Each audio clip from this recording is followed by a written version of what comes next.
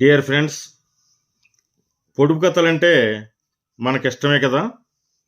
మరి ఈ పొడుపు కథలు పద్య రూపంలో ఉంటే ఎలా ఉంటుంది? పద్యం అంటే 4 లైన్లు.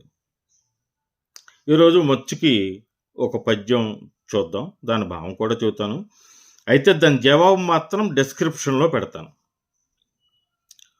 పదములారు కలవు బంభరంబా కాదు, తొండముండు కాని దోమ కాదు, రెక్కలుండుగాని పక్షిగానేరదు, దీని భావమేమి తెలుసుకొనుడు.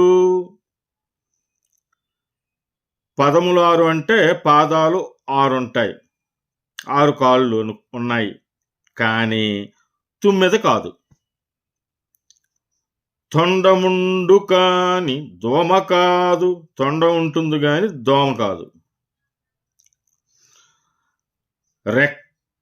రెక్కలుండుగాని పక్షిగానేరదు, రెక్కలుంటాయి కానీ పక్షి కాదు, దాన్ని మనం పక్షి అని అనం.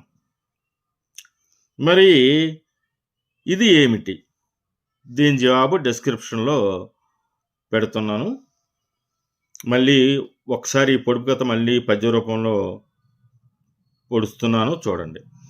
పదములారు కలవు బంభరంబా కాదు, తొండముండు కాని దోమ కాదు, రెక్కలుండు కాని పక్షిగానేరదు, దీని భావమేమి తెలిసికొనుడు.